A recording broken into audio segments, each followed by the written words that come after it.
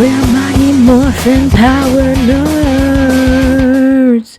Hello, everyone, and welcome back to the Mighty Morphin Power Nerds, Episode 3. We're finally done with goddamn Season 1. Seriously. Yeah, I'm here with my co-host, Lucky. Hello, hello. Yeah, and we're here to talk about the last batch of episodes in this season. Starting with Episode 45, Crystal of Nightmares. As usual, I'll read the summaries, and we'll share our feelings about it after that. Episode 45. In preparation for a big upcoming exam overseen by Mr. Kaplan, the Rangers plan to cram together at a remote cabin owned by Billy's uncle. Rita plans to activate the Crystal of Nightmares, thus breaking the Rangers' self-confidence. While they sleep, Goldar is sent to Earth with the Nightmare Crystal, which also works on Vulcan Skull. The bullies dream about becoming Power Rangers, whose hilarious efforts to pilot the Megazord destroy most of Angel Grove. While the real Rangers' own nightmares finish them off as well, Bulk and Skull attempt to cheat on their test from the Rangers, but wind up with Fs, and extended periods of detention with Mr. Kaplan's office. Alright, Crystal of Nightmares. I just want to point out the plot of the episode, like the whole thing, the whole reason we're doing this episode exists, and the plot doesn't start till about halfway and ends with a good chunk of time left. Yep. Yeah, nothing really mattered. You know, nothing changed. It's same old, same old. Tommy, you know, isn't back yet. That I don't know why I said Tommy. Or even brought him up. But um, I don't know. It was a basic plot. Bulk and Skull trying to pilot the Megazord was kind of funny. Yeah. I mean, yeah. Unfortunately, season one, it has a lot of great plots with extremely poor execution. You know? What do you think, Lucky? So many fillers. So. Yeah. There. And, well, I know it's the 90s and filler is basically all TV shows back then. Mm-hmm. I don't know. This show at least tried to have some overarching stories. Like Tommy, for example. You know, him becoming a Green Ranger, then losing his powers, and then, you know, an episode transition, episode 49 and 50, Return of an Old Friend, part 1 and 2. That was a horrible transition. Episode Yeah. 49. At the youth center, everyone celebrates Parents' Day, including the Power Rangers. Including the Rangers. I read that completely wrong. Parents.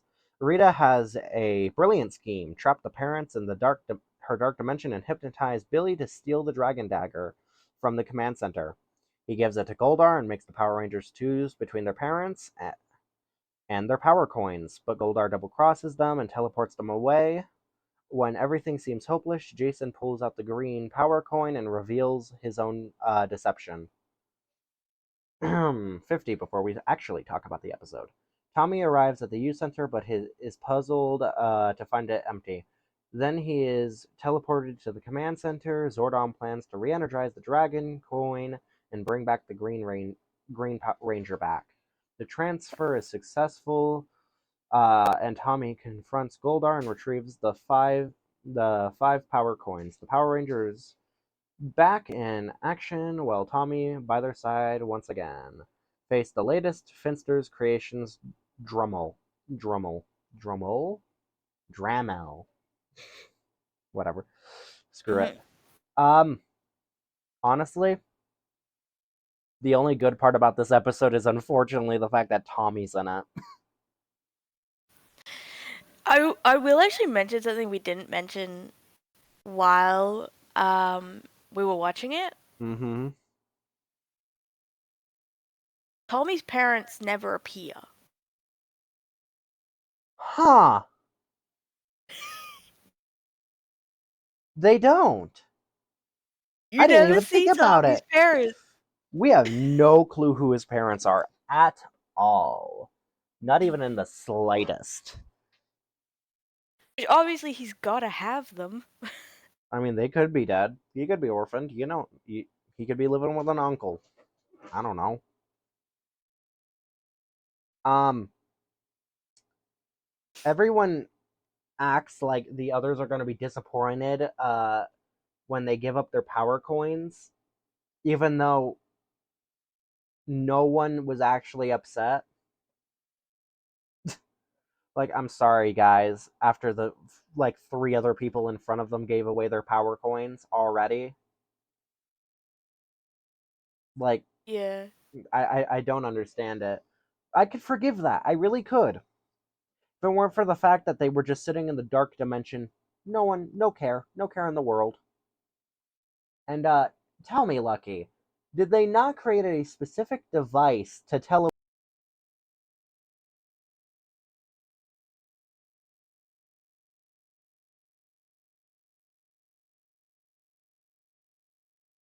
What was that?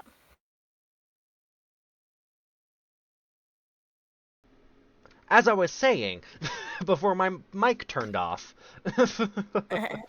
um, Tell me, Lucky, did they not create a specific device in the last batch of episodes to teleport things back from the dark dimension? Yes, it did. And tell me, did they not know exactly where everyone was teleported from? They did, yeah. So what you're telling me is they could have used that device and teleported people back.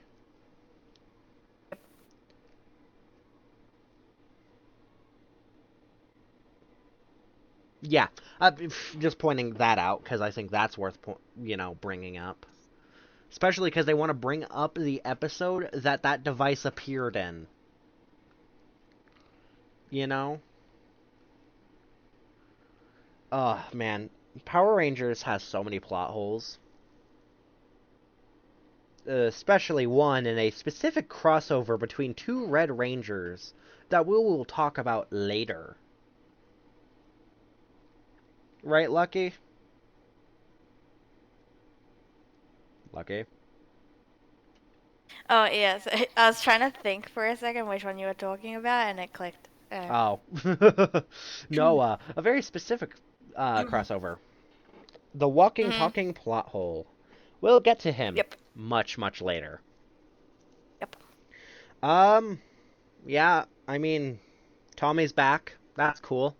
The summary didn't talk about it, but he gets energized by the barrier protecting the power coins from the Rangers, so his power coin now has power again. And they're only temporary powers.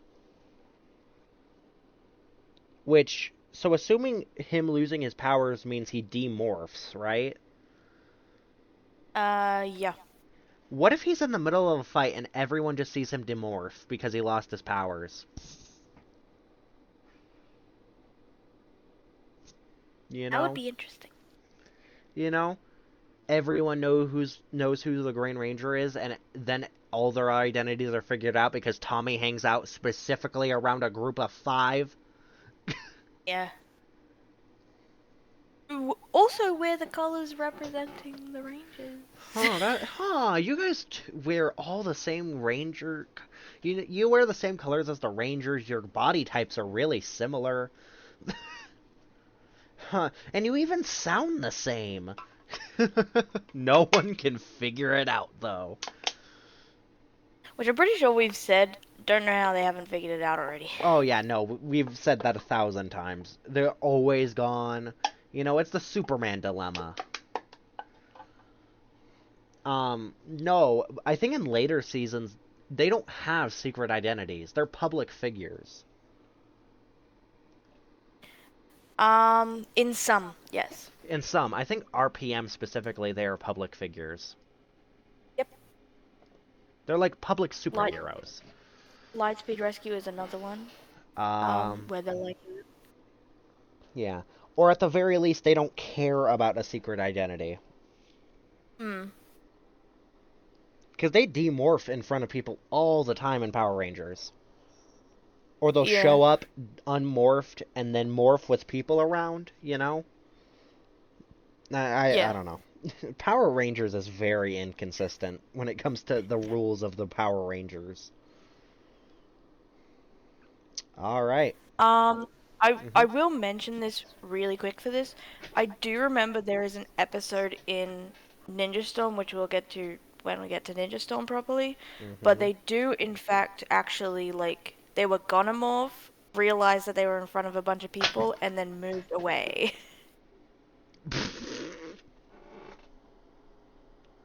Really? Yeah. Oh God, shut up. My TV. My TV unpaused. Oops. I find that funny. It's in one of my favorite episodes too, so I just remember it and find Oh, it funny. yeah. That's really funny. Mhm. Um, okay. So, next episode. 52. Two heads are better than one. Jason and Tommy are teaching self-defense classes to mothers in Angel Grove. Rita sees that they work well as a team when they put their heads together, so Finster makes a two-headed parrot monster. The Rangers are disappointed when they find out this creature is nearly invincible. Billy points out that since parents like fruit, they could use it against a two-headed parrot. All but Tommy distract the monster while he sneaks a specific kind of fruit.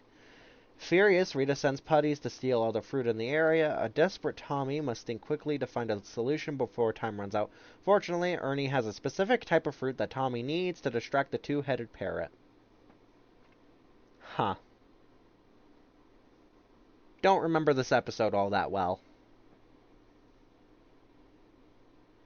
It's probably because it was pretty bad.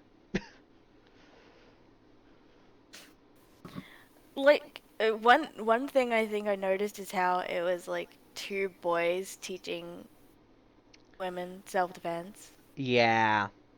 And okay, this is not going to be a conversation about that. This is not neither the place or the time. I know. It's just funny. Yeah. You know, I also think you brought up this was supposed to be another episode for when before we recorded. This was supposed to be an episode for Tommy and Jason to work together. Yeah. This isn't an they don't work together. They don't even talk. They barely converse with each other. Yeah. You know, the other guys are just there trying out smoothies while Tommy and Billy are doing some other crap. And also, I want to point out in the summary it says disappointed to find out he's nearly invincible. Like half the other monsters they have ever fought were not also nearly invincible. Like for Yeah. example, the super putties Mhm. that I'm 90% sure will never show up again. Oh no, it's so sad that super putties got used like twice. You know what? It would have made more sense if it was nearly invincible because she started just making all the monsters out of the super clay. Yeah. You know? It would be an excuse for why all the monsters are stronger and a reason for them to actually use their blasters that they never touch ever. Like, they'll Mhm. use them every once in a blue moon to fire on someone, but they have a long range weapon they don't use. Yep. Even Kimberly barely fires her bow. That is true. She Long mainly range. uses it as like a sword. Yeah, she uses her bow as a melee the English, a melee weapon.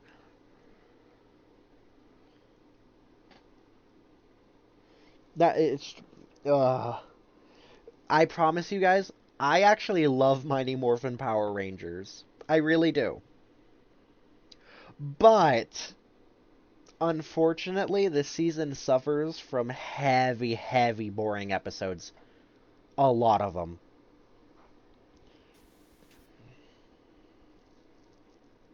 Yeah, I'm indifferent to Mighty Morphin, so I don't mind saying bad Yeah. things about it. I actually, I'm the, I'm the defender. I will defend Mighty Morphin. It has, when it hits good, it hits really good.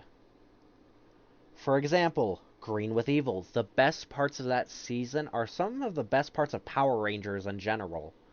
But the lows of Power Rangers in general, there's a lot. It's a very Power Rangers is a very mixed bag, especially Mighty Morphin. Mhm. I can't agree that Green with Evil is actually good.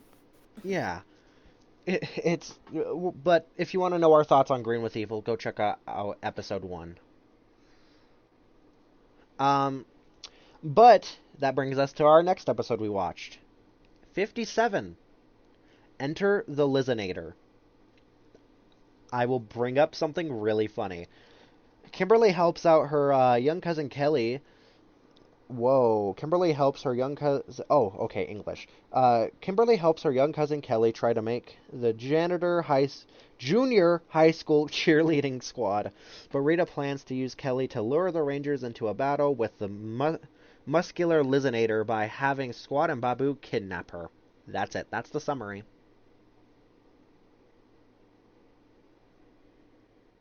Yeah, one thing I'll mention that we didn't mention while we were watching it. Mm-hmm.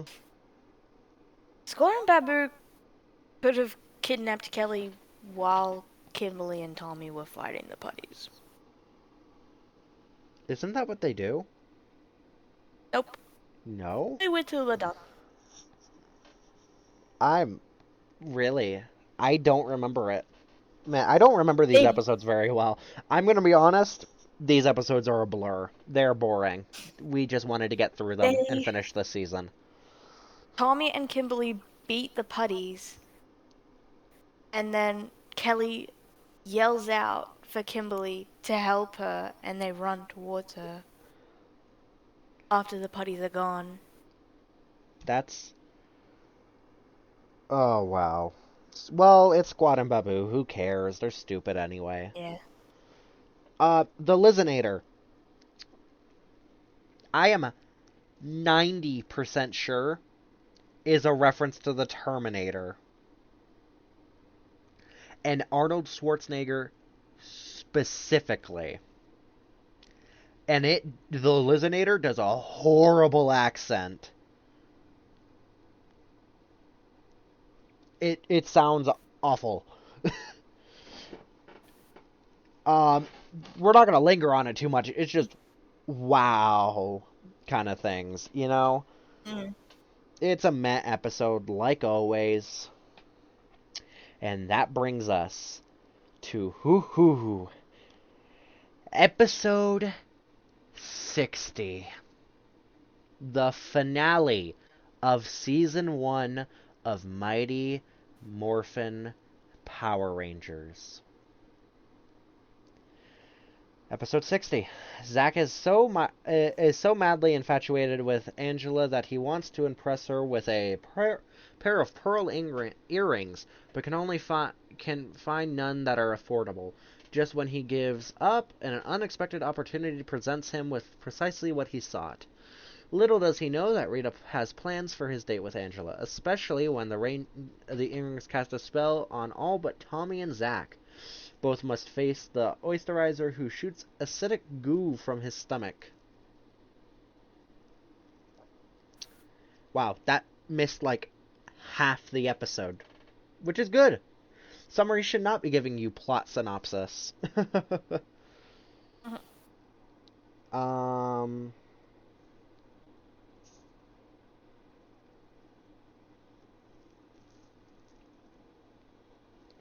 let's see.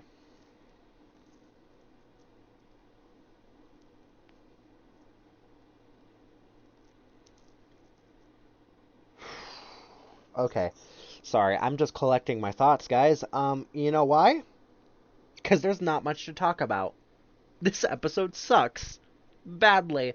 It's another episode of Zach lusting after Angela for the millionth time.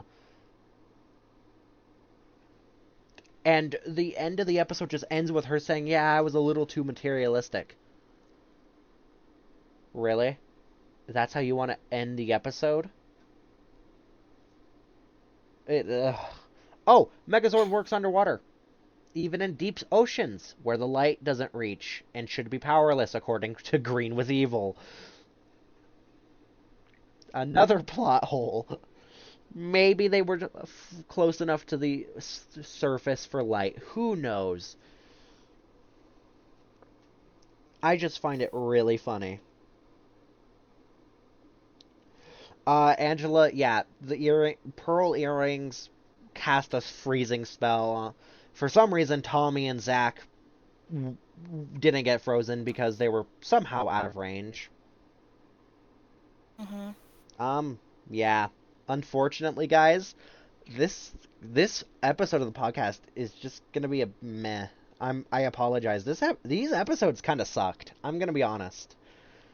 The fact that the finale of this season of season 1 was a filler episode. It's a filler basic plot that has nothing to do with anything that's been built up over the past couple episodes. You know, Tommy's powers don't start failing him once in these past couple episodes, even though they're supposed to. Oh, but don't worry. They will. They'll start failing real soon. So, that was season 1. If I were to give this season overall rating, it's gonna be a 5 out of 10. I'm not kidding. This season was boring. It had good parts, it had bad parts. But honestly, it was just meh. And that's the worst thing something can be. Mad, at least I'm getting something. Good, it's great. Meh, it's just there. Right, Lucky? Do you feel the same way? Yep. I feel like the only parts I actually cared about with this season, with season 1 specifically, was the Tommy parts.